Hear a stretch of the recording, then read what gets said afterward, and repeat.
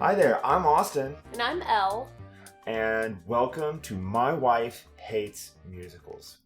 A show that will eventually have a subtitle. I'm really here for the journey into darkness, but we don't have a subtitle yet. We'll work on it. I wanted to start this podcast basically, I don't know, baby, you want to just tell the story? Yeah, it's a Faustian bargain. So we were sitting and having an argument about how I'm never going to watch Has Been Hotel. It seems like a really interesting story, and the animation looks great, and if it wasn't a musical, I probably would have already watched it by now, but I don't like musicals generally as a rule of thumb. Which is wild. Yeah, given that I'm a musician. Like, you grew up in musical theater. Yeah. You're a professionally, classically trained musician. And I don't like musicals. You're married to a person who literally has an acting degree. Yep, and my in-laws love musical theater. And you're gay as Christmas. And yeah, I'm very gay. And I do like the occasional musical, but on the whole, generally, they make me cringe in my soul. And I said, no, I'm not going to watch this show. And then she's like, well, yeah, because you never watched Schmigadoon either. And I was like, I'm certainly not going to watch that. I don't want to watch that. That sounds miserable. And then, you know, my lovely wife has been talking about wanting to do a podcast. And I was like, the only way you could get me to watch musicals would be to force me to for a podcast. And here we are. That says humiliation is your kink. It's not my kink. Oh my god, some of the faces that you ended up making. All right, so I thought that it would be cool for us to, like, when we start out, try and kind of tackle some of the more foundational musicals in the history of specifically movie musicals. I.e. the worst ones for me to watch, the older ones from like the 50s. Yeah, in order to get like kind of a baseline knowledge for like when we go into the more interesting stuff. That, and I do really want Elle to eventually watch Schmigadoon. Oh, God. So basically what I've gone through is I've broken down the major musical influences in season 1 of Schmigadoon. So we're going to go through once every couple of weeks, watch one of these movies, make a podcast about it, and hopefully for those of you who love musical theater like me, you'll get a greater and deeper appreciation of what you love by hearing somebody who hates it bitch about it.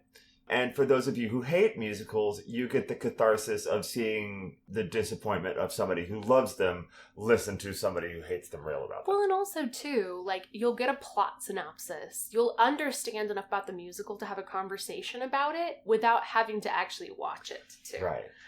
So you can, like, not disappoint your musical theater friends at a party because, God forbid, you tell someone you didn't watch a musical theater production and they are a fan of it, because then it's like a cult.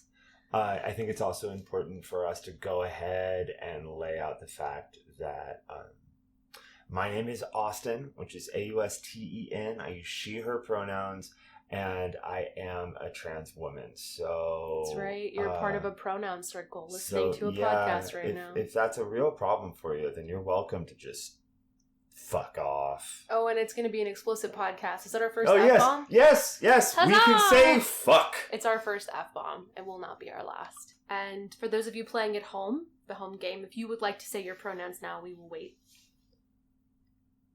Okay. Oh, those are dumb. No, we respect all neo-pronouns. It's okay. Except yours. And I accept all pronouns, but I really prefer they, them, because unfortunately when you sound like me and look like me and you accept all pronouns, you get exclusively she'd. And we even put wife in the title. Yeah, we're really creative like that. I mean, wife sounds better than spouse.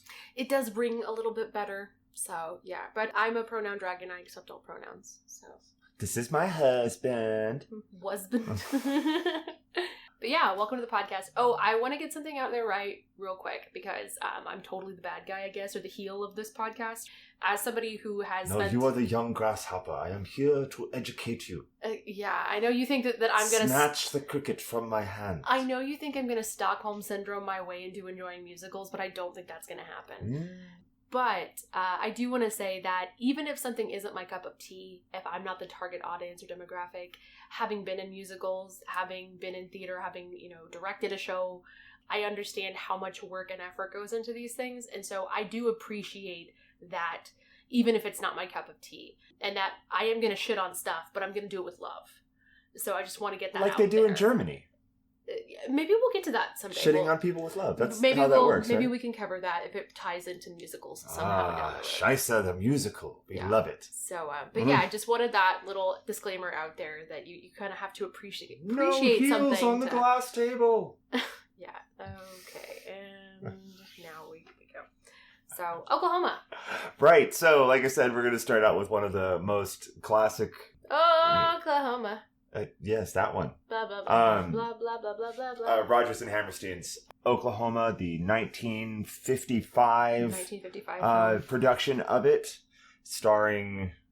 Oh, I didn't write their names down. Hold on, I'll Google it. Starring Fred Astaire and Ginger Rogers? Nope. It's definitely starring Bing? not. Nope. No, it's definitely not that. It's like McLean or something. Hold on, I got it. John McLean. No, it's definitely not that. It's not John McLean. Oh. It is starring Gordon McRae. Wow, I'm totally Gordon wrong. McRae, and it was Shirley Jones. Shirley Jones. And although Shirley Jones did not get top billing in this one. Yes, it was her first production. Annie did get higher billing. Higher billing, even though she's not the best actress in the world. And now I can say this without fear of retribution because she's probably dead. She is, and because I have that like rabbit hole-tism, I know a lot about that actress now, and it's kind of a fascinating story. So yeah, we'll get there. We'll get there. So Rodgers and Hammerstein's Oklahoma. This is like we said, it's the 1955 production. It is not the 1999/2003 version with Hugh Jackman. We thought about watching that one, but I thought, she really wanted to torture me. I thought it would be better to watch the original, and god damn it, that was one of the weirdest musicals I've ever seen. That was a choice. When I say that the musical Oklahoma, the video, like the movie version of it, has an acid trip scene in it, would you believe me? Yeah, there really is like a trip scene. This girl like straight up does some ayahuasca shit in the middle of this, just in the middle of the day. She's just like, we're really jumping ahead. You're right. We're jumping to like the middle of the play. It is a 2-act musical that could have been a 1-act musical. Yeah, it's so so like, long. The cool thing about these older musical productions is that there is generally these beautiful orchestral overtures that are already parsed out and written, so they're perfect for your like entry crawl, and we talked about this, but I can't really think of any examples of stage musicals offhand that don't have an overture. No, I'm talking about TV, like the movie. Yeah, but most musicals that are made for TV, or not most musicals that are recorded, like for film or whatnot, are actually already established. I haven't had the time to come up with examples, but I know there are examples. And I'm happy to see them. But like those overtures are pretty stock standard for like operas and musicals. You don't think about it, I guess, as much, but yeah. But anyway, the title call is beautiful. It was really great. You see Oklahoma, and it opens up onto this giant like John Ford style, CinemaScope widescreen shot of the old West, the oldie Westie. I feel like it was kind of like a pioneer of that technique too, if I'm not mistaken. Yeah, that technique is older than that. It was the first feature film photographed in the Todd AO 70mm widescreen process. Sure. And then it was simultaneously filmed in CinemaScope 35mm. Yeah, so the CinemaScope is what you usually see. That's like I said, your classic thing with the westerns, your John Wayne movies. Those really big, like, stunning, this is what the land looked like before they parsed it all up. Yeah, and put, $500,000 condos on it with no backyard. But in the middle of Oklahoma, it still looks like that. I don't know. I don't really spend much time in Oklahoma as a statement fact. My family has all lived in Oklahoma at one point or another, other than me. I'm the only one of us that never spent any time as a resident Oklahoman. Both my dad and my sister are from Okies, yes. Okies? Okay, that's what I thought. How they identify as Okies? Oklahoman, but Okies for short.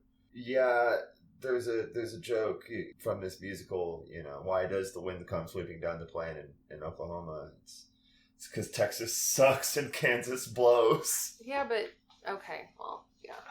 Hey, you live in one of those currently, and you're from one of them originally. You know that's true. Okay, saying that I'm from one because my parents accidentally had me in another state does not mean I am from that place. You have dual citizenships from the countries of Texas and Kansas. I get no benefit from my dually status as being born in Kansas. Congratulations. We are really sidetracking now. We have not even talked about it. It's fine. It doesn't matter. Okay. This is a podcast. It's a journey. That's how you get here, baby. You gotta relax into it.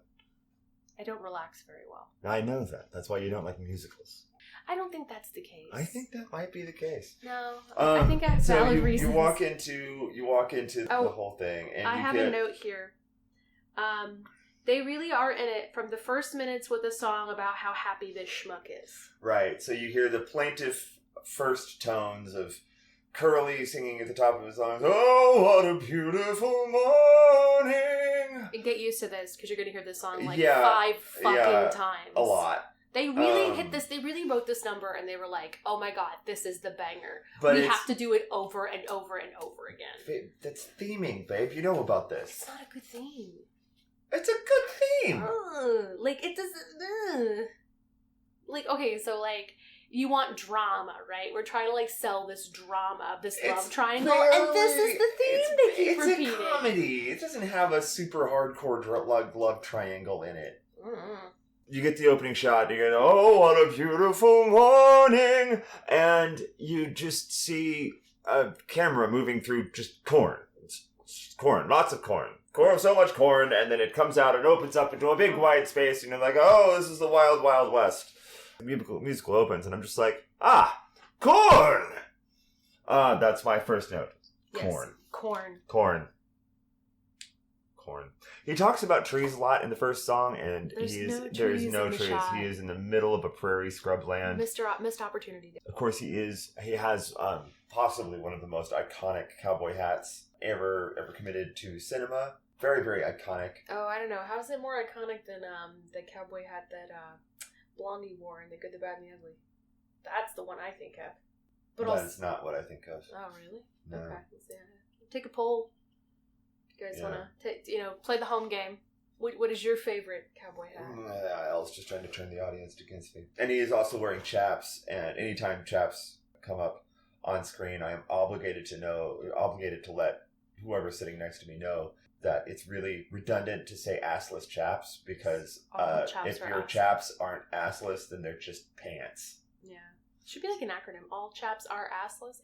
That's literally what I wrote on here. Oh, a god! You see Curly basically riding a kind of busted looking horse. He's not that busted. He comes up later. He sells them, remember? You're getting ahead of yourself. Okay, but like he is of value. So he's at a homestead with looks like an older woman and a young lady. I have my notes about the actual like layout of the musical. So he sings "Oh What a Beautiful Morning," and then Lori, the female lead, also sings "Oh What a Beautiful Morning." Well, they snipe at each other a little bit first, don't they? No. So apparently he sings and then she sings. We're introduced to her going, "Oh what a beautiful morning," in her soprano voice. Then after they both say their introductions as characters, that's when he starts talking with horny granny or horny auntie. Yes, rape grandma. Yeah, it was. Yeah. Well, tell why is I think rape granny? that is what my note says. It says Jesus rape granny. Aunt Eller is this like kind of spunky character. Not Ella, mind you. It is Eller. I kept thinking it was Ella, and I looked it up. It is actually Eller. So she it's kind of like one of those things where, you're playing hard to get, or like they really like each other, but they're mean to each other, which always confuses me as a human. But the whole concept is that like, why don't you guys just kiss already? And she basically says you really don't get the idea of hard to get. It's just if I don't think you like me, I'm not gonna chase you. It's a major cinematic trope. It's not realistic. Yeah, but well, actually, it is realistic. That it happens a lot. And this is why I don't know. I don't get it. Hashtag not a cis woman. Yeah, that could be it. I just I'm the kind of person where unless you expressly tell me you like me, I don't know. You need more than that. You need a freaking billboard. I do need a billboard, but the whole playing hard to get thing is really confusing. Also, I struggled to understand what they were saying that first scene. Right. Because the dialect was so thick.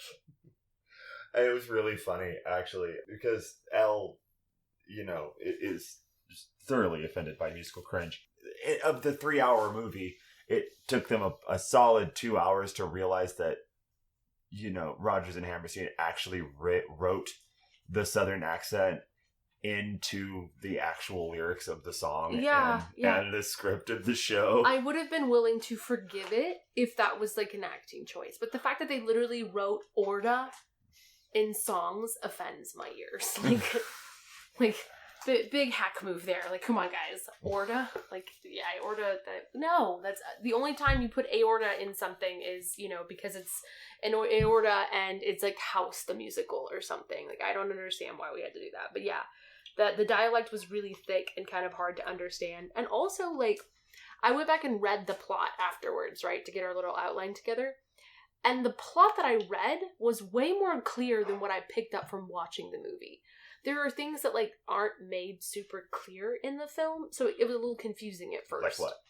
Well, like, at the very beginning, I did not realize that he had waited to the last minute to ask her to go to this, like, big box auction off a woman dance or whatever.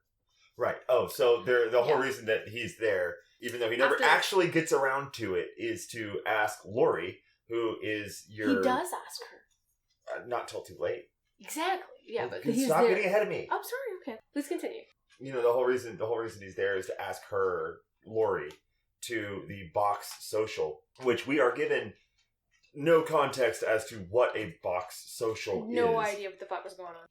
So that's a thing, and these two's way of expressing affection for each other is not particularly effective for either one of them. No, they're terrible at flirting. To the point where, like, canonically in the story, they are not sure whether or not they're an item. Yeah, like, they basically spend the whole movie denying that they're an item. Even though everyone else in the entire town... There's even a number about it. Like, there's literally, yeah. So she thinks that he's gonna ask her out to this social he tells her that he's gonna take her out in a surrey with the fringe on top. Had no idea what the fuck a surrey was. And this is a whole musical number describing this surrey. And again, we are given zero context for what a surrey is until we do eventually find out that it is in fact a cart of some like a sort. Buggy kind of. A fancy buggy. Yeah. Oh, and also too, something that I don't think was made very clear in the movie. And I don't know if it's like, maybe it's the dialect or lots going on or what, but like, apparently he did actually rent the surrey. And I wasn't aware, like, I didn't get that from that scene. So I got that he was telling her about this fancy surrey, and then I got that, surprise, it was a joke. I didn't actually get the surrey, but he actually did rent the surrey. So, like, I'm doubly confused by this. Yeah, it's like they were trying to go for the whole, like, Shakespeare comedy of errors thing, and didn't really take the time to, like, make their book make a whole lot of sense. Well, and also, too, I'm kind of interested in, and I don't know if I mentioned this already, but this is a movie based on a musical based on a play. Right. So, it's like the human centipede of stories. Or human centipede. Yeah, well, yes, because you just referenced a TV show that was referencing that. Yeah, yeah, like, it's very referential of other previous works. And which like, is appropriate for what we're doing for this. Yeah. Whole thing. But, references I think that within references. as I went through and I was writing out, like, the different numbers, like, the movie doesn't have everything in it that the actual musical does. There are several musical numbers that we don't get in the movie production. And there are some plot points that are made really clear in the musical that aren't made clear in the movie. Yeah. I mean, well, anybody who's a big musical theater nerd will know that this is like it's a thing for the movie version to have some of the stuff taken out and to have other weird things put in. Because, the scene in Rent. No, yeah, there's a scene in Rent called Heat. Yeah. And then in it's probably Rocky... why I liked Rent live better than... Yeah. In Rocky Horror... the movie of Rent is kind of trash. Okay, but... There's also in the musical, the Rocky Horror Picture Show, there are two different versions of the movie out there, one of which has the final musical number taken out. Oh, yeah. For reasons I've never really understood. I love that musical number. You'll find out that of my fairly vast knowledge of musical theater. Rocky Horror is probably my brass ring. It's the one that I always wanted to be in. I've always wanted to play Frankenfurter. Anybody that's listening out there doing a production? Yeah, if anybody knows, it wants a 6'5" punk ass trans woman to come play your Frankenfurter, I can do it with the only rehearsal I need is for your choreography. I can already sing all the stuff. Yeah, and just don't use the choreographer from this production. Oh my god, the choreography in this was fucking weird. Okay, so we need to advance the plot. Let's advance the plot. Okay, so I got here in the notes, story with a French on top. Laurie shoots him down, so she won't go because he took too long. And because she thought he was a liar. Yeah, because he said he was a liar, but he wasn't a liar. Yes, because stupid people. Reasons.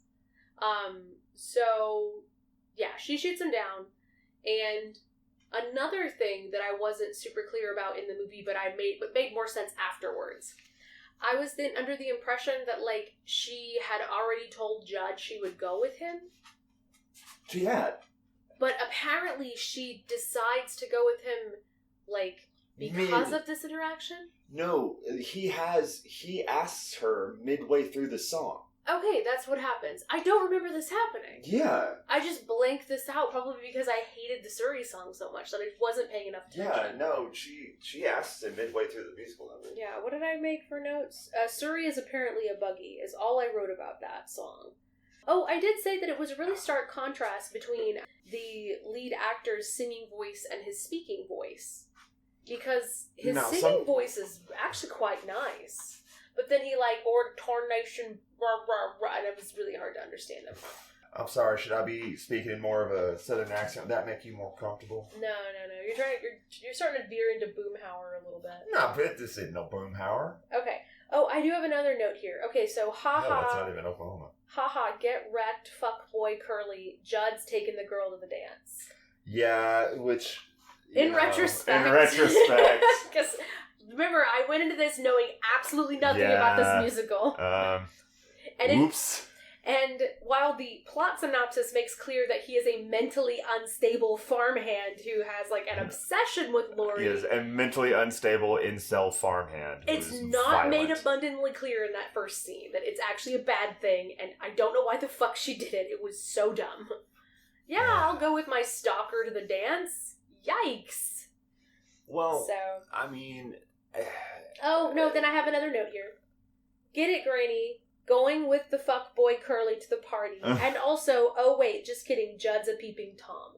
So, I guess I realized the pretty early into it, you realize that Judd is not a good dude. Yeah. Which you can tell because my father has played him. That's so unfortunate. Your dad's the nicest guy. My dad, you gotta understand, my dad is a big dude. He's like 6'3", well over 200 pounds. Like, probably like 225, 250, something like that. And he plays these intimidating, looming characters on stage. So, like, he's played Kerchik in Tarzan. He played Frollo in Hunchback. Judge Turpin. He played Judge Turpin in Sweeney Todd. So he plays, like, these big, scary... All musicals I sat through. Like, scary, freaking people, but he's just like this sweetheart. So he's pretty like a much... teddy bear. Yeah, so pretty much if my dad has played it, you can tell that that the character is either has violent tendencies or other tendencies. It's going to be the bad guy. Basically. Yes, very much so. Well, also because, like, your dad's like a tenor, and they always write the heroes as tenors. But, like, no, Dad's a baritone. Interesting. So I was reading about this musical and, like, how it affected subsequent musical structure. And apparently this was, like, Rodgers and Hammerstein set the precedent of soprano lead, baritone, male lead, alto supporting character, and then, like, bass villain. A bass villain, yeah. Apparently they set the structure, the precedent for that. And then, the musicals that I really love wrecked that structure, so. Yeah. But yeah, so that's the first scene. Ooh. Scene 2! Yes, on to scene 2. The next set piece. Yeah, this is the one where, what's his name? Will Parker! Will Parker comes back, which makes me think of Will Turner. Okay, funny story. Will Parker is never actually in the play that this is based off of. Right. So Green Grows the Lilacs is the play written by Lynn Riggs, and Will Parker is only mentioned in the play. He is in the musical though, which is kind of funny. Right. Interesting factoid for you. So Will comes back from the I almost said the Super Bowl. That's not right. The rodeo, where he has apparently won. It was like a fair. What was the rodeo? No, he was at a rodeo. Oh, okay. Yeah, because he won money. He won prize money. Yeah, in Kansas City. Yes, in Kansas City. Which is the name of our musical number, Kansas City, with Will and Eller and male ensemble. Indeed. I wrote all this down. I'm so glad. Yeah. Yeah. Are you done scratching? Derail me with the program over there. If I have to suffer, you have to suffer too. So this is a weird musical number because they break out in full Western regalia into tap. Yeah. When it sounds like tap shoes, but they're in boots. And I don't think everybody's wearing the boots. Everybody's wearing tap. Everybody's wearing tap shoes, but I think Will wears tap boots. No, they all wear tap boots. Oh, really? Were they all wearing boots? Yeah, all the guys were wearing Lord tap God. boots. Yeah. What did I write? Oh, I have a note. Oh no, Rape Granny is randomly sitting, and now we have a new musical number with a newcomer. Okay, that was my notes. Right. Yeah. Oh, we have So our... this is the entry of my personal favorite actor from this. The best, the highlight. I don't know what his name is. I don't know what his character's name is. But his one defining factor is he has a freaking neck that's 12 inches long. I right like, here. This man, you know those pictures of the gray aliens where they're like all neck? Or like, or the cloners from... Oh, the Genosians. Yeah, the Kaminoans. Kaminoans. But yeah, they look like the cloners with like the giant long neck. He's got such a long neck. And then he does his little song and dance and they do the thing where they do the kicking boots out and they look super dumb. And he introduces them all to the newest dance move in town, the two-step. But they don't actually do the two-step. They do a two-step. He two-steps with Granny. He tap dances. He two-steps with Granny.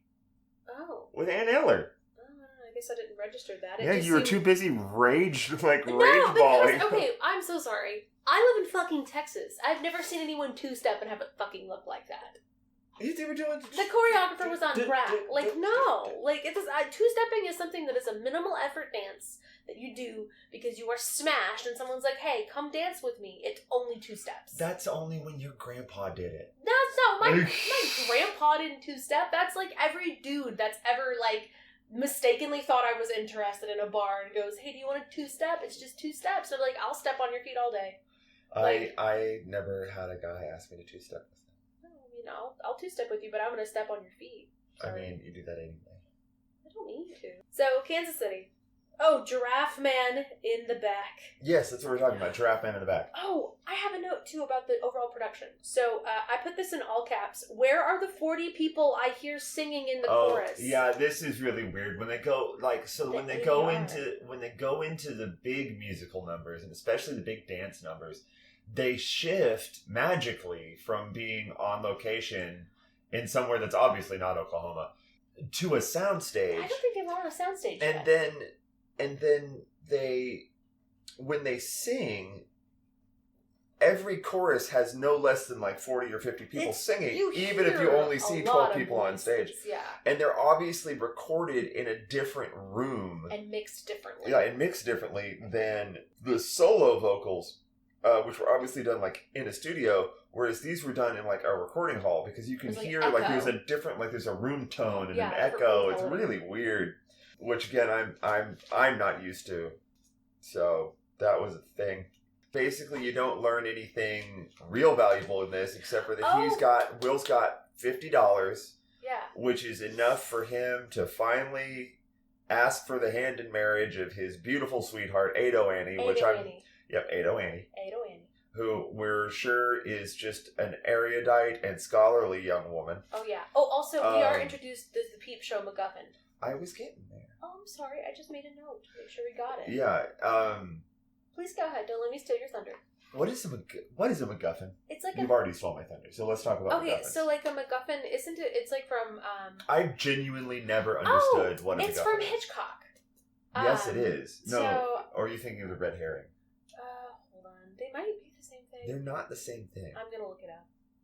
In fiction, a MacGuffin is an object, device, or event that is necessary to the plot and the motivation of the characters, but insignificant, unimportant, or irrelevant in itself. Oh, yeah, that does make sense. That's absolutely a MacGuffin. Yeah. So it's this little weird kaleidoscope. There's this weird little kaleidoscope thing they call it, called the Wonder Tube or whatever, which sounds like another word for a vagina. But it's like it's a trans vagina. Yeah, so you look at it and you turn it and you get different versions of naked women, and Granny is over there getting off on the naked ladies too, and she's all like, how dare you? How dare you? Hold on. How do I turn the knob? How do I turn the knob? God damn, these panties are hard to get off back then. I will say that, like, I feel like by referring to Aunt Eller as Rape Granny, like, we are doing her a disservice. Like, she is one of the only interesting characters in the production. That's true. And she is very obviously the glue that holds her entire... She is I think I made this note in, like, 5 places. Yes, you absolutely did. She is the glue that holds her community together. She's just a horny little old lady. My notes here say that it's really great when you can tell. So when Elle had that moment of, oh no, Granny's sitting down, it's time for a musical number, you like just this look of horror came over their face, this look of existential dread and ennui came over, and like it made my soul dance and sing just a little bit. Yeah, I'm glad that you I'm glad someone enjoyed that. So we find out about Curly's $50, and then Will's $50. Will jumps on the train and acts like he's dancing on the train. The train drives off, and then he jumps on a horse. That was an interesting shot. I guess. Like, there was a lot of effort that went into it, and like some of the choreography was. There was one shot where they were shooting them tap dancing, but they were only shooting them from like the waist up, which I thought was kind of a weird choice. But aside from that, like, it was a very well put together scene. It was the choreography wasn't half bad. It was tap dancing cowboys, not my thing, but... So now we go on to the next one, where we see Lori... swimming in the river. Yeah, swimming in the river. And she gets perved on by her friend, Ado Annie. And the person that Ado Annie is currently seeing, apparently, because... Well, we'll get into it. But she's with Ali Hakim. Not Ali Hakim, but Ali Hakim. Who is a Persian, so I suppose... Itinerant salesman or something? Peddler. Yeah. It's a traveling salesman. Yeah, from Iran. Sure. Persia. They don't ever say Iran, but they say Persia. Which is Iran. I know, but I wanted to be specific. They don't use that. Did not have a good Persian accent. I love a good Persian accent. Maz Jobrani, this guy was not. Yeah, he was definitely a white guy, but also, do you want me to cover the fun fact about this role? Oh, yeah, by all means. Okay, so, interestingly, I was like, okay, so this Ali Hakim guy, like, does not have much of a Persian accent. Like, I'm assuming he's white, but let me go check it out. Apparently, there's something to playing this role, because in the original play, this role was first done by Lee Strasberg, like method acting Lee Strasberg himself. And for those of you who don't know, Lee Strasberg was one of the 4 or 5 people in America who really originated the idea of the American method. So you'll have you'll hear people talk about Krasner, Strasberg, Meisner, and Chekhov. And those I didn't know Chekhov was part of that. Yes. Oh, okay. And they all, because the American method directly led from the Russian method. Oh, okay. Thank you for clarifying. So they all were there. And Hegel was the other one. They were all in a company called the Group Theater in New York City. I remember that from school, yeah. And they were the ones that, trained your James Deans, your... Marlon Brando. I was waiting for you to say Marlon Brando. Oh, fun little sidetrack. Well, the director of this musical, whose name I have to look up because I forgot already, he actually directed Marlon Brando, was one of the first people to direct Marlon Brando in a film. Yeah. Was it on the waterfront? Or? I'll get the actual name for you. I'll come back to that. But you were saying. But yeah, so now we move into our... Oh, the Ali Hakim thing. Yeah, Ali Hakim. Other guy. So the guy that's playing Ali Hakim in this movie, his name is Eddie Albert, and he was blacklisted. His wife, Margot, who was Mexican-American, went to an anti-Franco rally, and they were labeled as communists. He was blacklisted. They wanted him to testify HUAC. I don't think he testified before What is HUAC. HUAC? Oh, sorry. HUAC is the House Un-American Activities Committee. It's basically like back in the 50s, they were like, oh, you're like a liberal, oh, you're queer, you must be a commie. Right. So this is back in the times of the Lavender Menace and the Red Scare. Yeah. The Crucible, all that kind of good stuff. Yeah. So, but he was married his wife, Margot. She went to an anti-Franco rally, so they got blacklisted, but he still managed to maintain a career because he was in the military. But he he participated in the creation of Earth Day. Which is fun. Yeah, and also he was a national chairman for the Boy Scouts of America's Conservation Program. He was a trustee of the National Recreation and Park Association. He was a member of the U.S. Department of Energy's Advisory Board. And TV Guide called him, quote unquote, an ecological Paul Revere. Well, there you go. So, yeah. So this is like a 1950s Al Gore. We love him. Yeah, so. He invented the internet. But I just thought that was so wild that both people that made that role famous. God, that's a joke that nobody's going to get. Yeah, no, you're really dating us. Old. Just put the old tag. God, I'm old. But yeah, so there's your thing. So Ollie Hockham is, so you get Ado Annie riding on Ollie Hockham's cart, and we find out that Ado Annie's a bit of a hoe. Oh, what did I write? Annie describes her sexual awakening. Yeah, so we have this is the famous number, I'm just a girl who can't say no. First song I didn't hate. And, there's such good lines in there as, kissing is my favorite food. Mm-hmm. I have down here, Ado Annie has been drinking too much dumb bitch juice. Aww, Ado Annie. She's so dumb. And they have her doing this, like, I don't know if it was a choice, but they have her in this hat with a ribbon tied tightly underneath it. And she looks like Jacob Marley with her like jaw wired shut, and she doesn't move her mouth when she sings, and like she is the most country of all of these folks. So like when she's singing her song, it's like goofy up there. Well, I'm just a girl who can't say no. Okay, are you ready for your first? We might actually feel bad about our initial hot take on someone moment. What? So I looked up the actress that played Ado Annie because I was sitting here going, like, I feel like they made her look less attractive than she actually was. When they try to, like... Right. They try to, like... Ugly you up a little bit. Try to ugly you up. I was like, I feel like she's prettier than the girl that's playing, Lori. So I looked her up, and so she died very young from breast cancer, unfortunately. But from what I understand, so she began to wane after her performance in the musical Oklahoma. So she was used to being seen as like this film siren, right? Apparently she had paralysis of her upper lip from plastic surgery that altered her speech and appearance. That makes so much sense. And I don't know. So audiences used to say, okay, so was viewed by some critics to be miscast as an ignorant country lass in a wholesome musical. So yeah, so I thought, why is she doing this voice? I can't understand her. But literally, like, before we had the technology that we have now, she basically had bad plastic surgery. Right. And it affected her speech and how she spoke. Yeah. But there you go. It's also kind of why Luke Skywalker looks kind of busted in the third movie. Mark Hamill had a severe car accident. Actually, it was between the first and second movie. Don't come for me, Star Wars fans. We referenced Genotions too this episode. Yeah, don't come for me. Okay. And I knew that it was like, I knew it was the Caminos, the Comedians, Comediacs.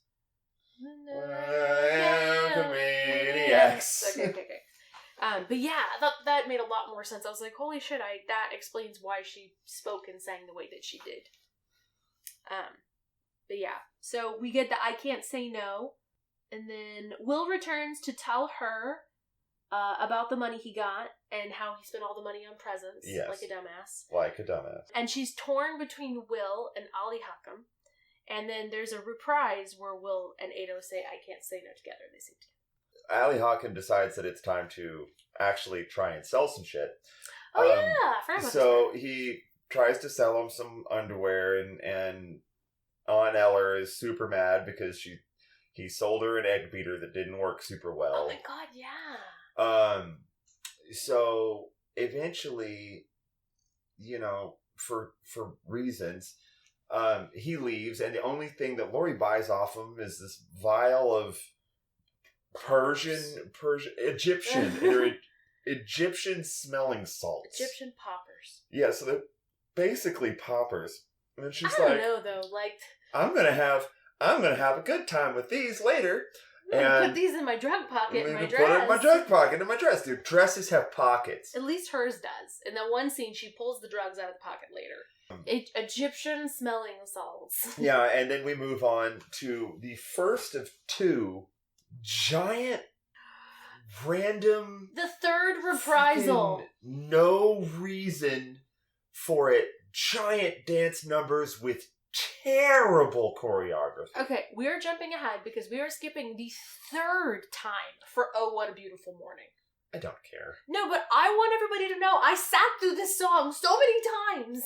It's not fair. Oh, what a beautiful co-host. That doesn't make it any better. Oh, what a beautiful wife. No, stop. I do not consent to this. Okay.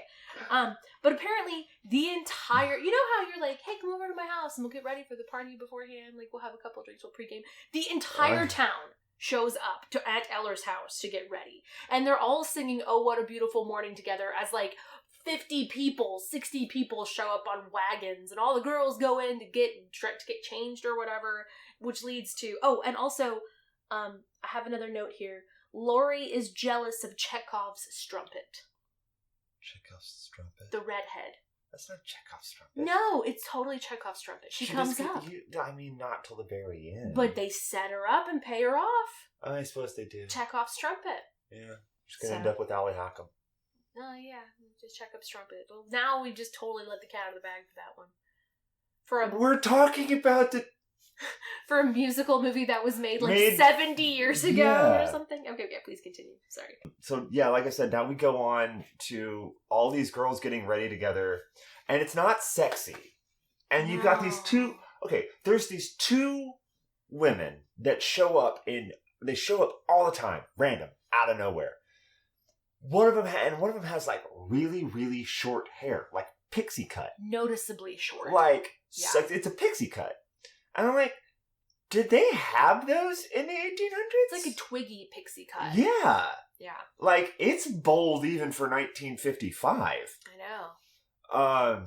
So that's weird, but so this is like a solid 25-minute musical number with singing in it this time. So there's got that going for it. Is it really that long? I feel like it is, but it just drags on and on and on, and it's... Oh, the number is Many a New Day. Sure, Many a New Day. Where Lori sings about how it really doesn't bother her that Curly is with Chekhov's strumpet. Gertie is her name. But it's just, they do these long, drawn-out, let's get ready, or pantomime, we're getting ready. We're going to get ready, through the medium of interpreted dance. Yeah.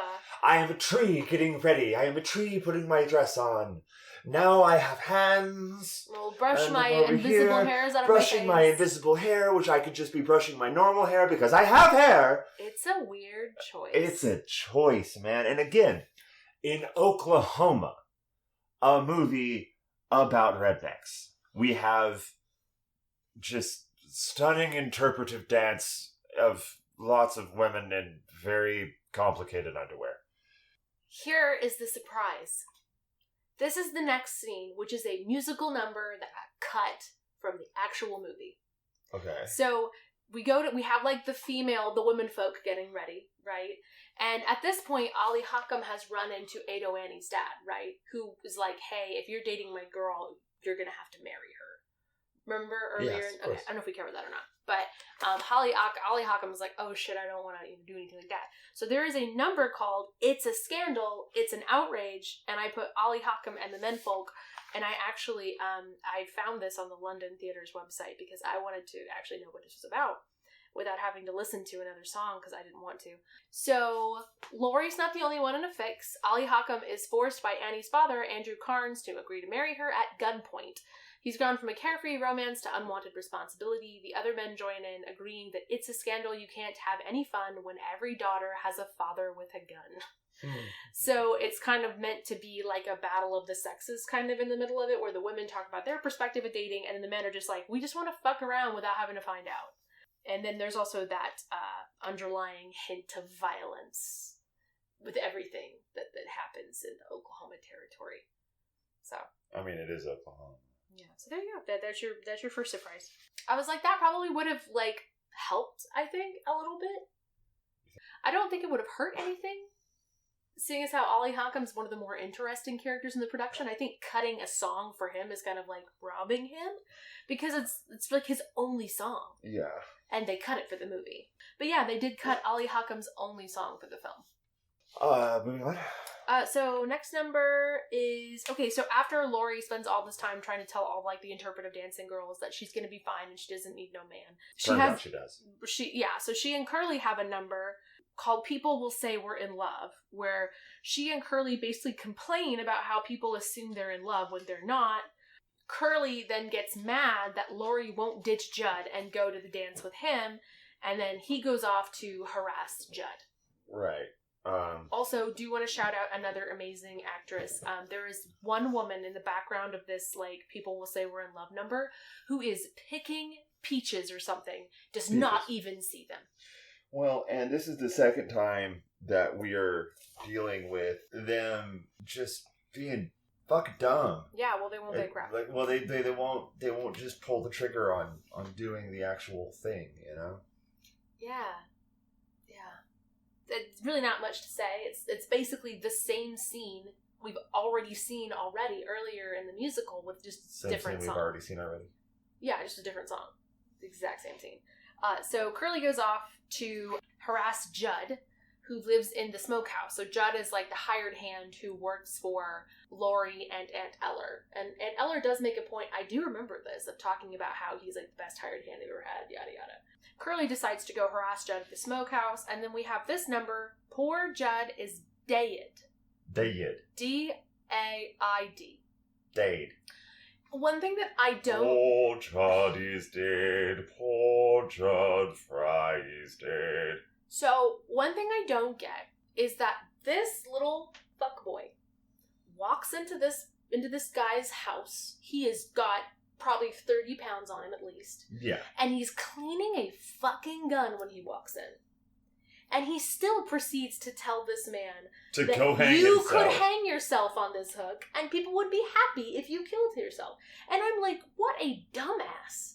I mean, he's not saying that they'd be happy. He said you'd be happier because they'd be because they'd be sad that you were gone. No, like, I looked it up. Curly suggests people would be happier if Judd were dead. Oh.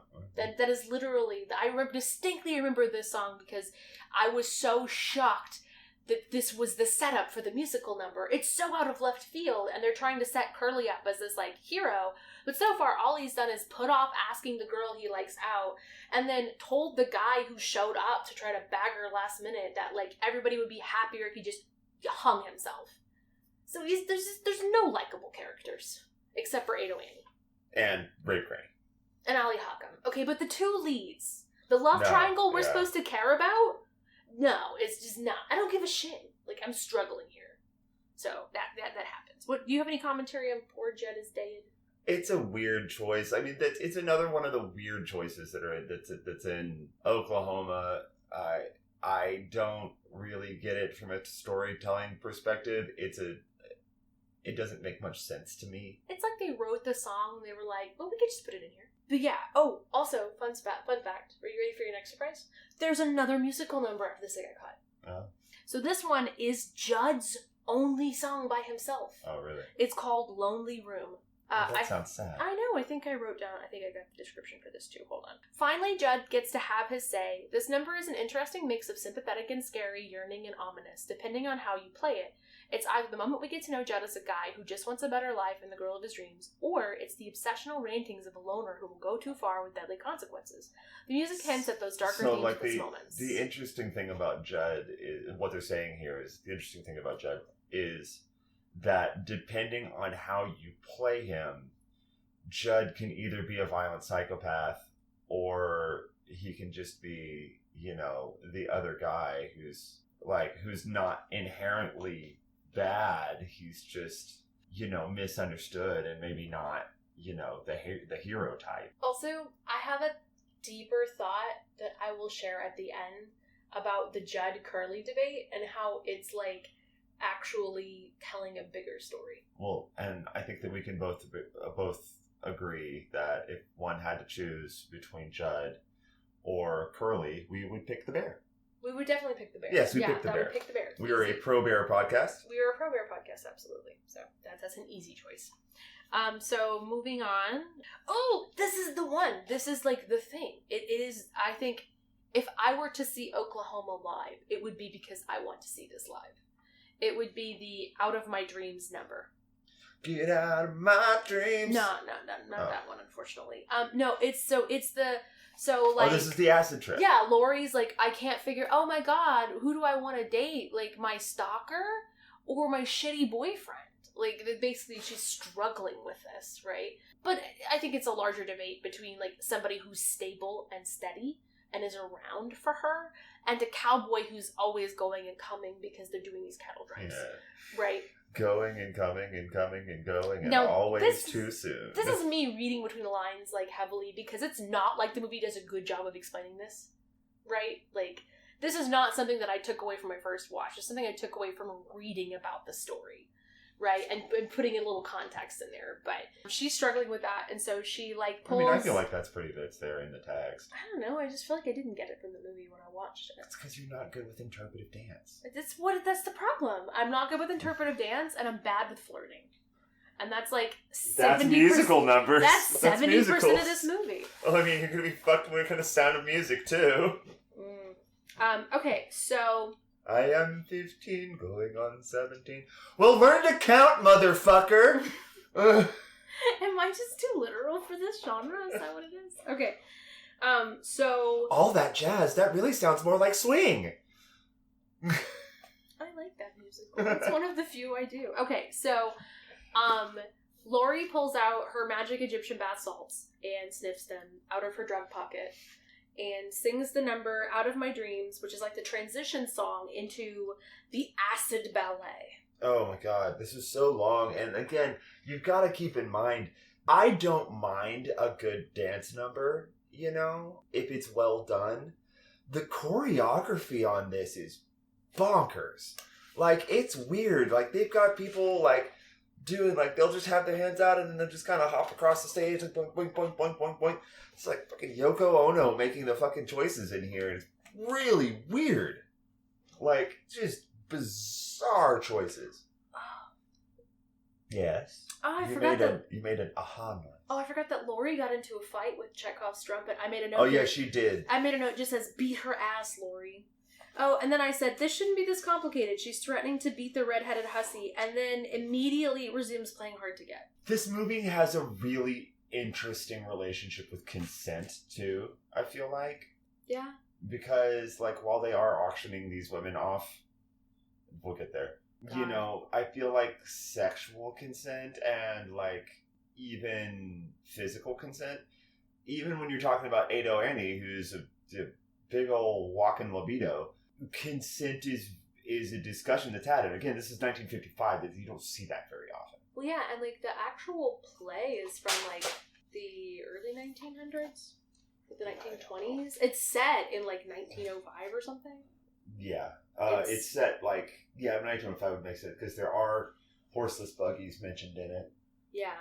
So, I will say that actually, for me, the acid ballet it saves it. Like, it was my favorite part of the whole show. And it just went on too long. I thought it was really cool looking.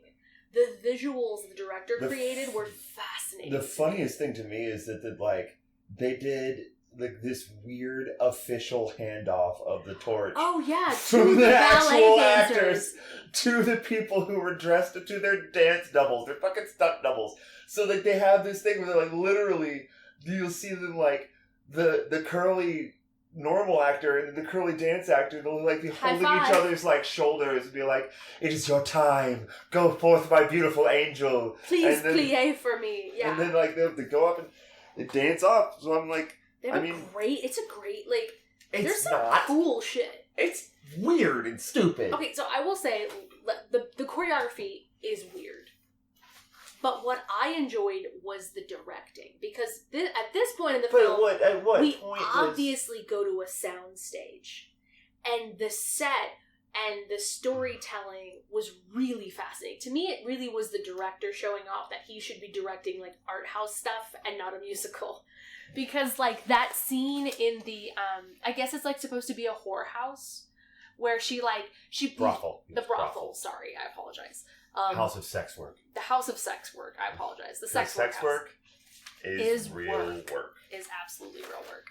So they, like, have this scene in, like, this brothel, but it's, like, they have the women dressed up as, like, saloon girls, and, like, they're very disinterested the way they're dancing for the Judd character. I don't know if it was actual Judd or dancer Judd.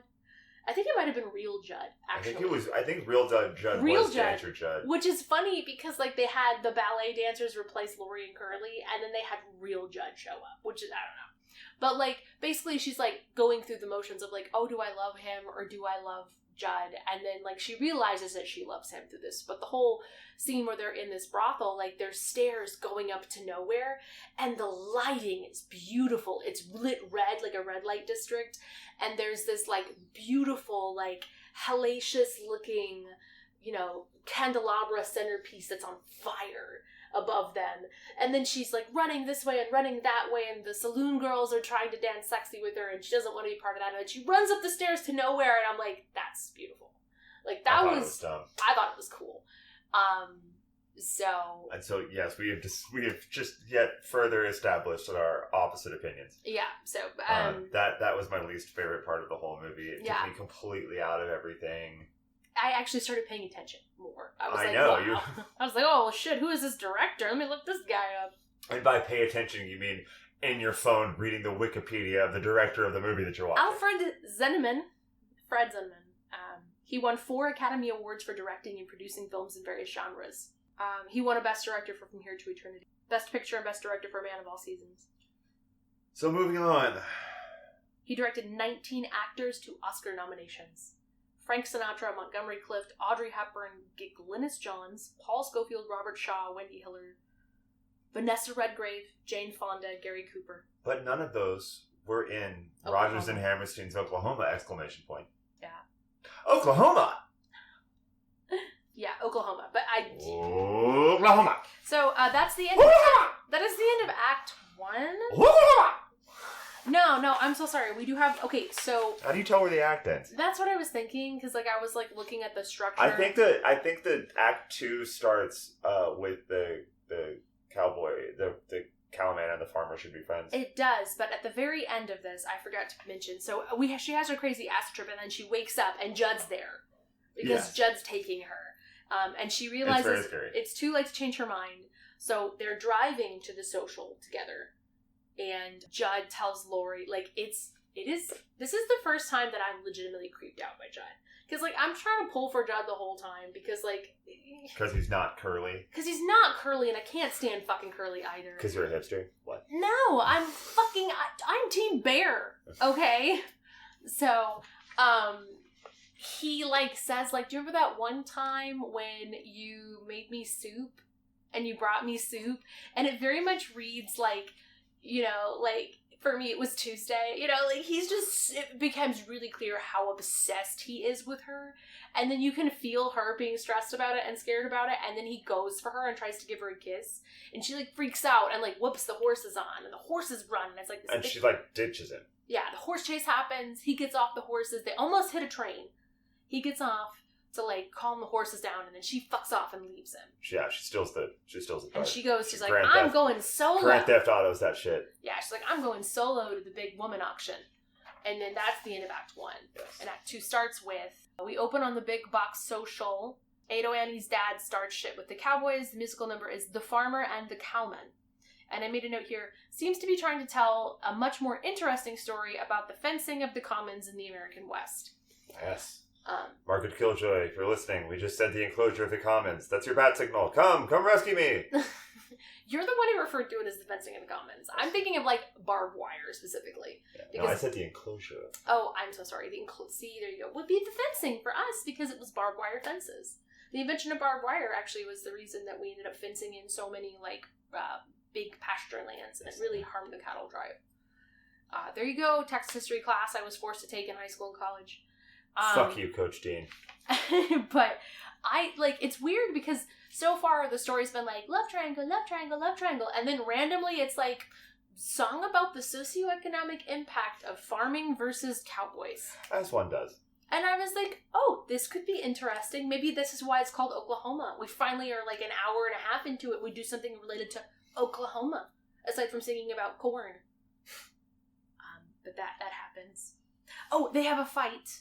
And then Aunt Eller gets a gun and fires it up in the air to break the fight up. Granny's got a gun. Granny's got a gun. Yeah. I mean, at this point, we're just kind of getting down into the hard second act. Where did all these people come from? Huh.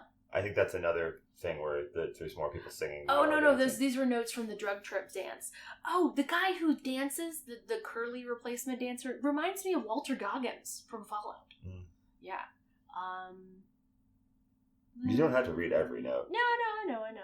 Just make sure I didn't get anything interesting. Someday I'll make a whore out of you. Someday I'll make a whore out of you. Least sexy dancing I have ever seen. The men are literally doing a fucking chicken dance. Yeah, they do. There's multiple points in this movie where they do their funky chicken. The set piece is amazing, though. It's a twister. They showed the Victoria. Yeah, then they end up having a fight in an interpretive dance, and like there's a tornado. Yeah. For some reason. Yeah. And it's very confusing. And they're on a soundstage for the cowboy and farmer number. A musical number about the fencing of the American West and the impact in the cattle industry. Every gun is loaded. Oh, Eller. yeah, this is Aunt Eller's gun safety. Oh, it's so bad. She's just going around, finger on the trigger, pointing at people all the time. Yeah, and then Eller is once again the social glue that holds her community together. And then this is the point at which, almost 2 hours into the movie, I realized they would be auctioning women off. I didn't know that was the whole point of the movie. Yeah, it's kind of wild. Yeah. That was a thing where, like, you know, you would... So what happens is like everybody will bake pies or a dish or whatever, and they'll put it in a picnic basket. Picnic basket. And then they'll put all the picnic baskets in a pile, and like you bid on the picnic baskets, and the idea is you are trying to figure out which one has the hottest woman attached to it so that you can have a date with that woman. You're basically buying a date. Which we used to do in church, you know. Yeah, we did. Yeah, as a fundraiser, we would auction off lunch with guys usually. Weird. Yeah, we would always do it with guys, not with the girls, because it made it a little less creepy. What did I write? Oh, okay. Ali Hakam is the only character with common sense in this entire production. Yes, we know this. Yeah. This is the scene where Will sells all the presents he bought for Ado Annie and her dad back to Ali Hakam so that he can get the $50 so he can buy, essentially, so he can give the dowry to Ado Annie's dad. Yeah, and so that way he can get out of having to marry Ado Annie. Yeah, so which Ali this Hakam, only gets more and more of an expensive prospect for this poor man. Yeah. So then we get to Will gets $50 back from Ali Hakam, who is desperately trying to get out of his marriage to Ado Annie. Then we get to the women folk auction, and they're auctioning off the baskets, and Will, being the genius that he is, realizes, I have $50 in my hand, I'm gonna bid $50 for Ado Annie, which is money going to the schoolhouse they're trying to raise money for, not Ado Annie's dad. And so Ado Annie's dad, classic American shit poster that he is, says, I'm sorry, that's not $50 for me. And then Ali Hakam's like, oh fuck, I'm gonna have to marry Ado Annie, and then he bids $51. Yeah, because Will is a cowboy and Ado Annie's dad is a rancher, and they hate each other. And from what I understand in the reading that I've been doing, I think that $50 was like equivalent to $1,700 in today's money. Which means that Ali Hakam is in $3,200 trying to get out of this fucking marriage. Yeah. But he saves the day, and Will gives the money to Ado Annie's dad. Yeah, I mean, Ollie Hawkins saves the day twice. I would pay $3,200 to not marry somebody that I didn't want to marry. I mean, that's like, how much does a divorce cost? More than that.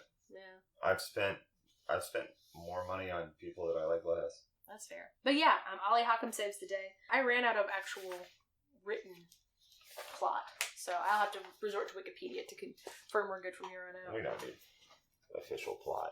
Okay, so at this point, so Ollie Hawkins saves the day. Oh, and then I didn't make a ton of notes, but the scene where... Oh, Will and Ada? No, the scene, because all of the auctioning happens together, right? They don't intercut it? No, they intercut it. So there's like some auctioning and we come back to auctioning? Yeah, and then Ado and Will have their thing, and then Lori shows up, and then Lori sneaks her basket onto the pile. And then like tries to indicate like, yo girl, this is my basket, man. You wanna like bid on me? But this is the most direct she's been the whole goddamn musical. I ain't saying she's the gold digger, but Curly is one broke individual. I said broke.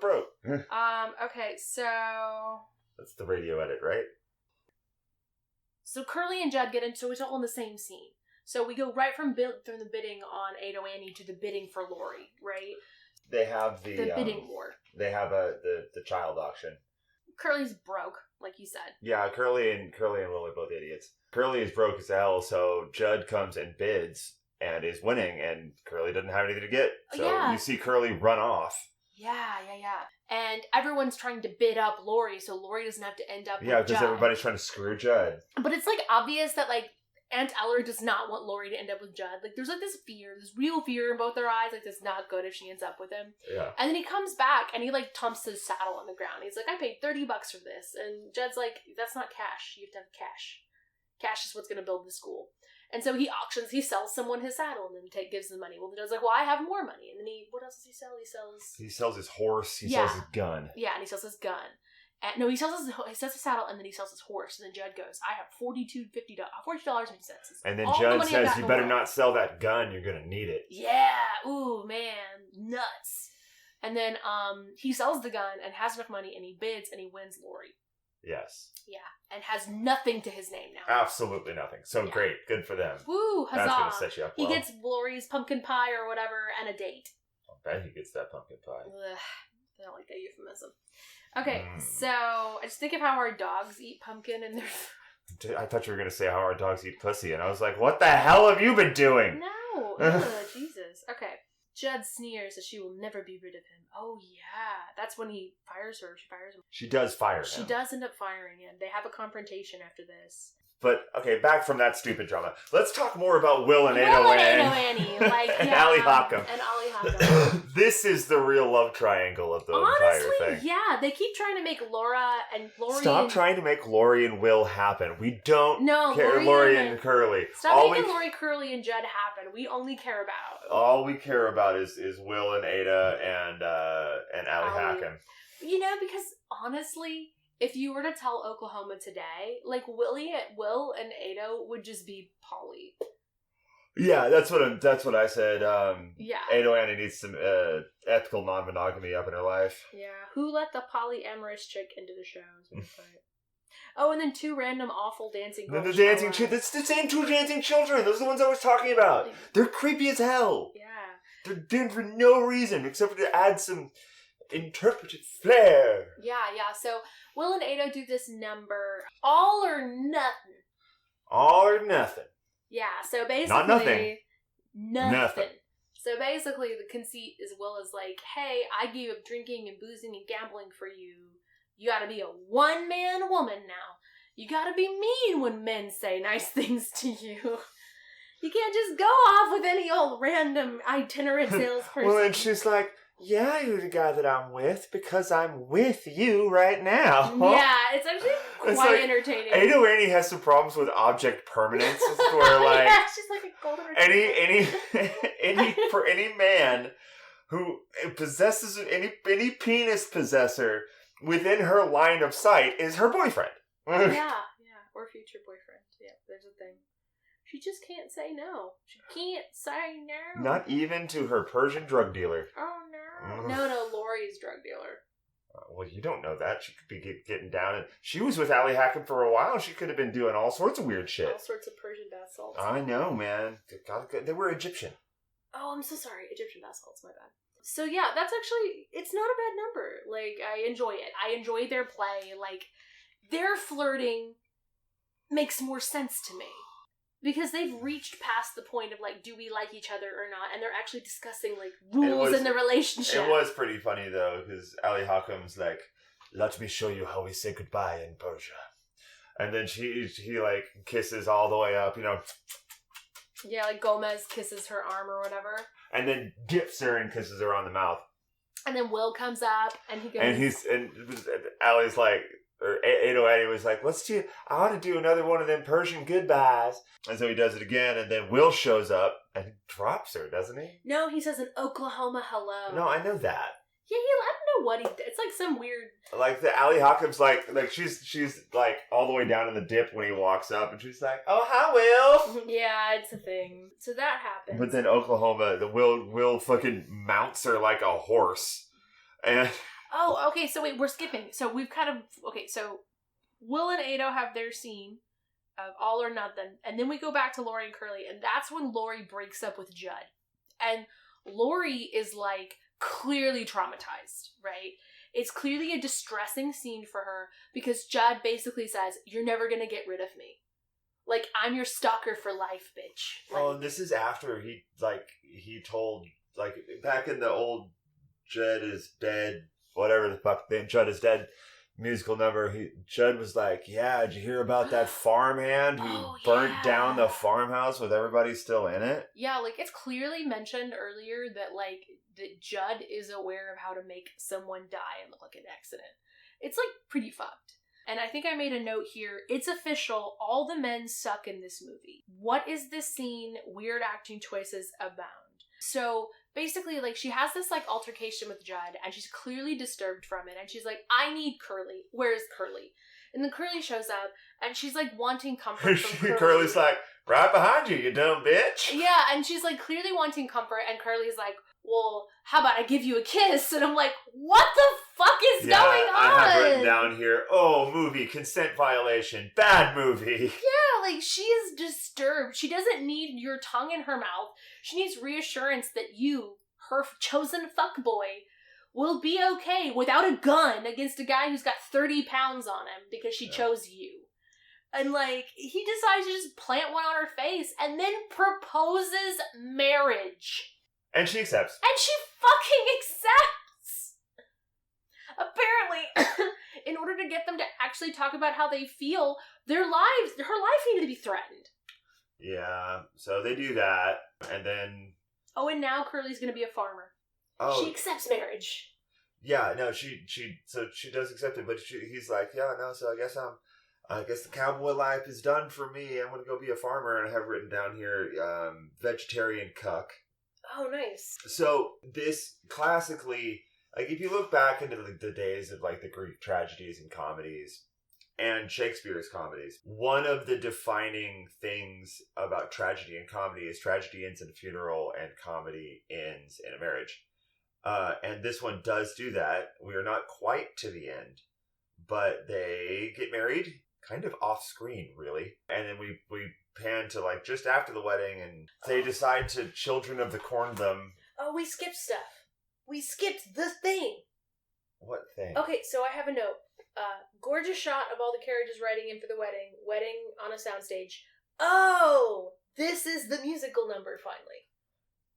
No, that's after. Oklahoma. No, that's after they get married. No. Yes. No. Yes. No, because you're saying they Children of the Corn them, right? They put them on the haystack. That's the chivalry. That's after this part. Because I put, what the fuck is a chivalry? So they get married first.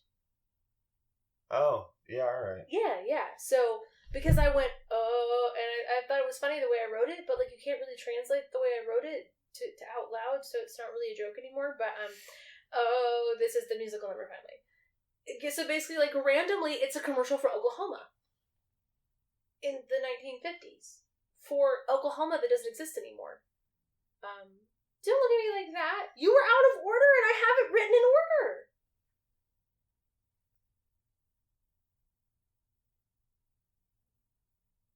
damn it, I was hoping you were going to do something. You were like wanting me to do something funny. You're like, poke it. Maybe it'll be funny. Make it funny. No.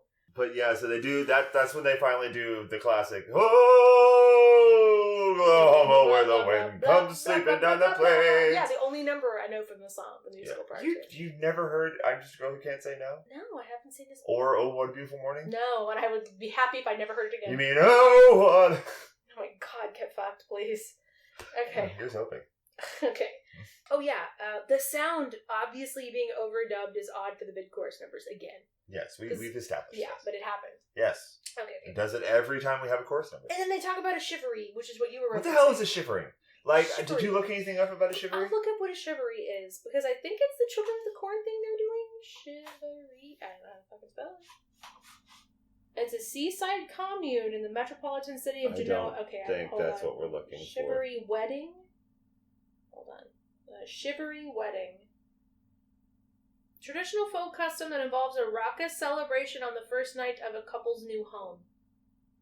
Custom was common in New England. They surround they surround their wedding bed with pots and pans and just do stupid stuff.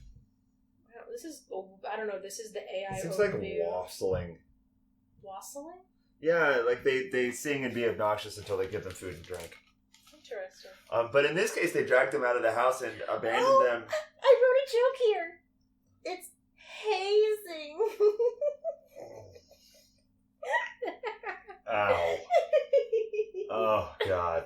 Yeah, so they put them on top of a giant hay bale and leave them there. Hazing. So, obviously, Judd Fry is back, and Judd Fry sets all the hay on fire. So, then they're on a hay bale that's on fire, and they jump off the hay bale, and he tries to, like, do a flying marble jump punch at Judd Fry, and really just kind of belly flops on him, and Judd falls on his own knife and dies. Yeah. It's pretty. Oh, after Judd tries to kill him with the fucking dick pic Wheel of Fortune. Oh yeah, we totally forgot that. We forgot. Yeah, we forgot about the dick pic wheel. We forgot the MacGuffin. Yeah, thing. MacGuffin porn. MacGuffin porn that happened at the party. Apparently, the little MacGuffin thing was made to have a spring-loaded thing that would rip your face off. It was a knife that fell down, and you could cut someone with it. And he tries to show it to Curly, and then Aunt Eller is like, "Come dance with me, Curly," because she's figured out what's going on. Because she's the glue holding everything together. Yeah, Judd Fry dies. There's not another musical number saying that Judd Fry is dead, which I feel like is a missed opportunity. So apparently in the play, Judd, who is called Jeter, doesn't actually die. Or wait, he does die? Or the trial is left ambiguous. Like, the ending is ambiguous. You don't know what's going to happen to Curly at the end of the play. We haven't gotten to the trial yet. Yeah, but it's left ambiguous, so... What trial? I don't know. There isn't one in the play, so... Yes, there is.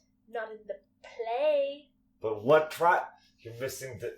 I know. I'm queuing you up. Okay, there's a trial. But we did forget one more thing. Please tell me what else we forgot. So we forgot... You've got to stop doing the Chekhov's trumpet! Oh, yeah. Chekhov's trumpet. Remember, I wrote that joke down, and we didn't actually pay off Chekhov's trumpet. Ali Hakam shows up to their wedding, and he got married, and Ado Annie's like, "Oh, I thought you loved me, and my heart was yours," or whatever, and he's like, "Yeah, well, I ran into another girl who had a dad with a gun, and it's Gertie." He marries Chekhov's trumpet. And she has a terrible laugh. And Chekhov's trumpet, Gertie, and Ado Annie have a cat fight. Yes. It is the best fight of the... It's like the Judd and Curly fight. My notes say, cat fight! Now kiss. Yeah. And Will is like trying to break it up, and Ollie's like, no, we sit and watch. Which is the only appropriate response to that cat fight. Yeah, so that happens.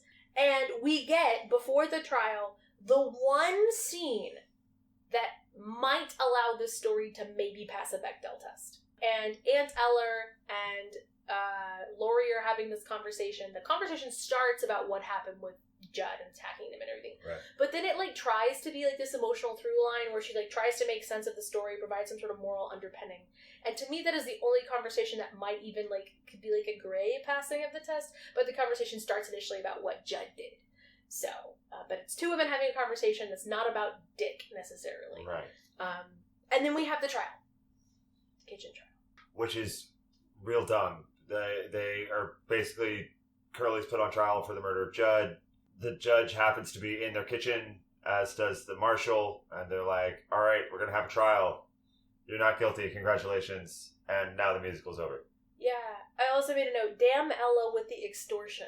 She tries to extort him. She's like, I'll tell your wife that you're having an affair. I told you, yeah. And he's like, but I'm not having an affair. And she's like, well, think of what your wife will think when I tell her that. It's like, god damn, Eller. Shit. Yeah, so this was, and then the movie's pretty much over. I have a note here.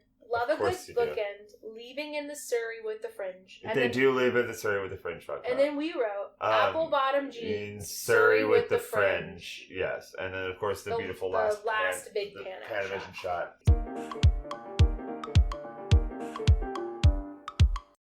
Okay, so that's pretty much what we've got for the first, sit-through review. But we thought that it would be cool at the end to wrap up to just ask, a few questions that we'll ask of all of the musicals that we go through. Yeah, keep it consistent. Just to start out, I think one of the standard questions that we should answer is, does it pass the Bechdel test? For this one? Now, the Bechdel test was a test invented to see if a movie is in any way, shape, or form feminist. And the bare minimum you have to do in order to pass the Bechdel test is to have one conversation between two women that does not have anything to do with a dude. It seems easy. Yes, this movie does not pass it. It does not pass the Bechdel test, because unfortunately the one conversation that seems like it might starts out by talking about what happens with Judd's actions. Yep. So, it does not pass the Bechdel test. Here's one. Who would you want to play in this musical if you were going to be in it? Honestly, there's not anything that I would really want to play. If I could have any voice in the world, I think the character to play in here is Ado Annie. Yeah, I agree with you. I think Ado Annie is probably one of the more interesting characters. Yeah. Ali Hawken would be fun. I could sing Curly pretty easily, but the question is what I want to. Yeah, his powerhouse is in the exact same spot as mine. But Curly's just not a great character. And Curly's as dumb as all the other cowboys. Yeah, that's the one problem in movies. Everybody is so stupid. Yeah. There's only a couple of smart people. It's Ann Eller and Ali Hawken and then Ado Annie's dad. Yeah, everybody else is just real dumb. Yeah. Okay, so we both agree Ado Annie would be the role either one of us would want to play. Yeah, definitely. Standout extra award. Oh, yeah. Giraffe Man. Giraffe Man. Yeah, Giraffe Man by far. Favorite musical number? Giraffe Man. Giraffe Man again. Yes. Woo! Yay! I know you're gonna hate me for this, but I actually do like What a Beautiful Morning. You did get it 5 times. Yeah. So I'm glad that you enjoyed that song. The lyrics in it are a little bit weird, but it's just such an iconic, Oh, what a beautiful morning. Oh, what a beautiful day. I'm pretty sure they end with that song, too. I've got a beautiful feeling. Everything's going my way. Yeah. Can't wait to never hear that song again. But I like it. I think it's good. Oh, you like Poor Judd is Dead? No. I kind of, for me, it's a tie between the Can't Say No or whatever. What is it? I'm just a girl who can't say no. I'm a girl who can't say no.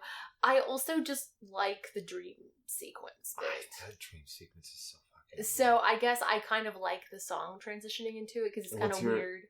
What's your opinion on the Fiddler dream sequence? I love the Fiddler dream sequence. The musical dream sequences are always a little weird for me. I don't know why. I'm okay with the musical dream sequence. Because, that suspension of disbelief is fine, but the rest of it's not okay for some reason. If you're having a dream, a weird interpretive ballet isn't that odd. But, if you're at a party and it's the breakdance fighting is a little different, I feel like you're thinking way too hard about this. I think way too hard about literally everything. Yeah. So, this is not even weird. That's why this podcast is so long. Okay, favorite musical number. We wanted to rate it from 1 to 10. 10 being the best, 1 being the worst. Honestly, I didn't love this. You want to rate it in several different categories? We can if you want, yeah. The cast singing was great. Okay, singing.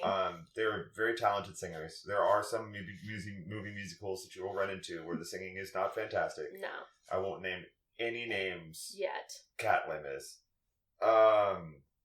The singing, I'd rate the singing at like only 7.5.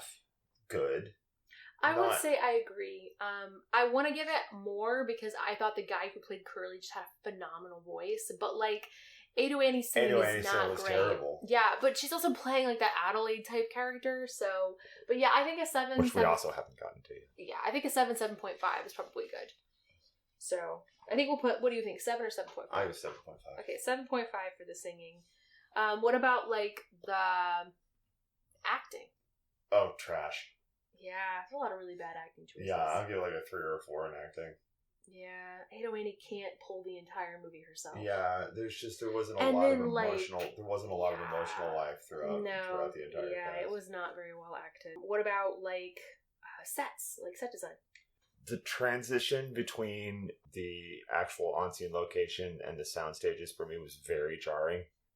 So, like, points off for that. Some of the dance stages were inventive. Yeah. But still, though, there was almost no real staging. The staging for me is wicked low. We're talking about like set design now. Like the set design. I or maybe like set design because like is that including the location, like the live in location shots? Because I thought that the big shots of like Oklahoma in the background were really pretty. I mean, they were really pretty, and but then like the carriage chase was pretty cool too. I guess I still don't rank it that high. Okay, so what are you thinking out of 10? I would say like a 4, like a 3 or 4. I would say 4 because I did think that some of the sets were. Yeah, you don't have to agree with me. I don't know. I would give the set design like maybe a 5 or a 6. Okay. So 4 for Austin, and then I'm gonna give it a 5 for Elle. This was not a winner for me. Oh no, I'm like as the resident lover of musicals, this one was a pretty hard miss. I feel like okay, so singing, acting, like sets, costuming. Costuming was decent. I thought there was some like me being a trans woman, I do love a frilly dress, and there was some really great frilly dresses in this. The costuming for what it was for the time period, nothing seemed super anachronistic. Like everything seemed well made. Yeah, in this era, I do prefer the Mary Poppins costumes to the Oklahoma costumes. The same time frame. Yeah. But so what are we thinking out of 10? Out of 10 for costuming, it's solid. I'd say like a 7.5, 8. Yeah, I think like I'll give it an 8. Okay. You know what? I'm not gonna just. I'll give it an 8 solely for that goddamn hat. So for me, it's the women in the brothel. I thought their outfits were really cool. Oh, I do love a brothel outfit. Yeah, the colors. Do you need me to get a brothel outfit? Not if you're gonna dance like they did. This is the least sexy thing I've ever seen in my life. No can dancing for you. No, it was. I don't even want to go back into it. We could talk about that for another hour. Okay, so singing, acting, set design, costuming. Overall, I guess. Or is there something else I'm missing? The music itself. Oh, the music itself. Composition. I like Rodgers and Hammerstein, so like I'd probably be likely to rate that pretty high. What do you think? But again, I'm thinking 7.5, 8. 7.5 or 8. What do you think? I'll give it a 7.5. Okay, I'm gonna give it like a 4. Yeah, because I know what else is coming. And, like, in comparison to some of the other stuff that we have coming down the pike, this was just okay. This was Rodgers and Hammerstein's first pairing. First musical together. Mm-hmm. And, like, it's not the strongest first showing of playwrights that I could mention. I'm a big Titus Andronicus fan, so... Yeah, and that could arguably be said as a collaboration. Well, no, it was Shakespeare's first play. I know, but there are like people who believe that Shakespeare wasn't just one person. Yeah, I know, but we're not going to get into that. I like that headcanon, though. It's interesting. But yeah, I do enjoy Titus Andronicus, despite the fact that it's, arguably one of Shakespeare's less nuanced productions. Yeah, it was his first. But I still really enjoy it. Yeah. But I also just really enjoy Julie Taymor's version. But yeah, so, like, on the whole... So overall, out of 10. Like, overall, I'm going to give this a 6. Okay, so you're going to land on a 6. I gave it a pretty high mark for costuming. I'm going to take that costuming down to like a 7. The singing was really good, though. Okay, I'm going to give it like a 5. Wasn't the worst thing I've ever seen. I do feel like the musical, like the movie was harmed by not having those numbers that were cut. Yeah. So I feel like, if you're gonna see Oklahoma, don't sit down and watch the movie. Go see it live. Probably my takeaway there. Yeah, for sure. So that's the rankings on it. So it lands as a 6 for you, a 5 for me. Overall ranking so far for the season, this is the first place. This is the first one. This is the only entry so far this season. Oh, we asked what the best version of it was. Any version but the movie. Yeah. Probably. There is a version out there that is supposed to be very good with Hugh Jackman. I have not taken the time to watch it because I don't need that in my life again quite so fast. I would go see it live if we were to ever watch it again, but I don't know if I would sit and watch it on film another time. Yeah. So that was rough. So yeah, probably the Hugh Jackman version is probably better than this one. Yeah, so not great all around. What else did we say down here? Final thoughts? Yeah, we're down to final thoughts. So, do you want to rant for a second about? I think that Oklahoma is a story about farming versus ranching.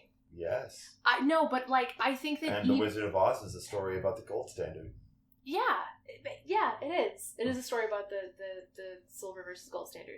I think that it's weird because it's if it was a straight play about farming versus ranching, I probably would enjoy it. But these people just keep on breaking out But into these song. people just keep breaking out into the same goddamn song over and over again about how beautiful the morning is, when we could be talking about the fact that these farmers and cowboys are fighting because these cowboys can't run the cows on the cattle trail up to Chicago to sell them.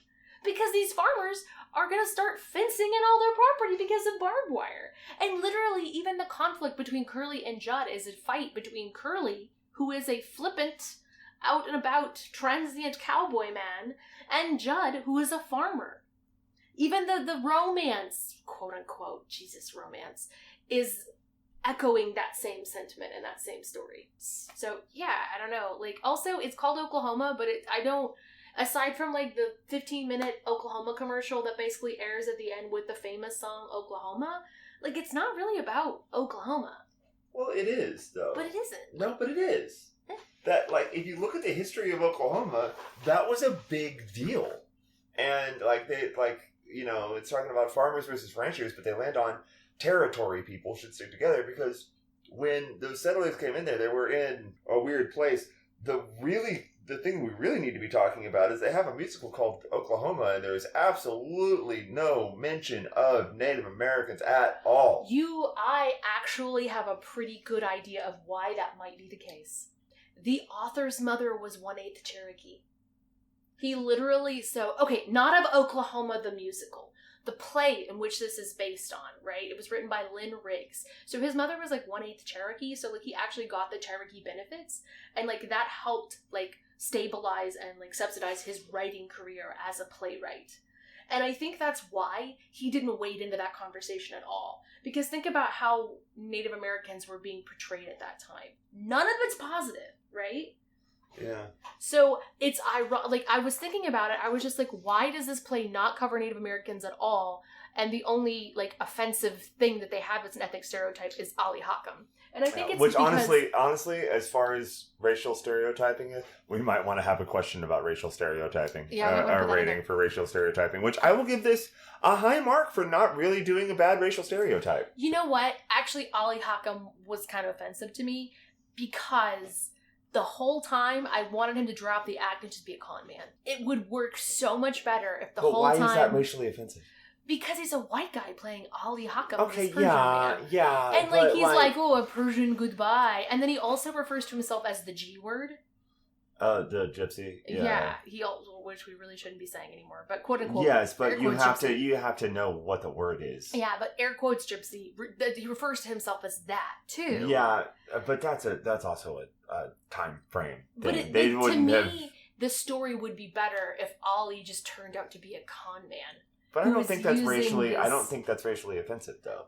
I feel like I don't feel like as far as that's. But I'll also say how fucked up it is that white women play Cho-Cho-san pretty much exclusively. So I mean, no, so here, listen to what I'm saying. Okay, I'm listening. So, to me, they get points for having a character who is Persian, who the character didn't need to be Persian. It could have been a normal white dude.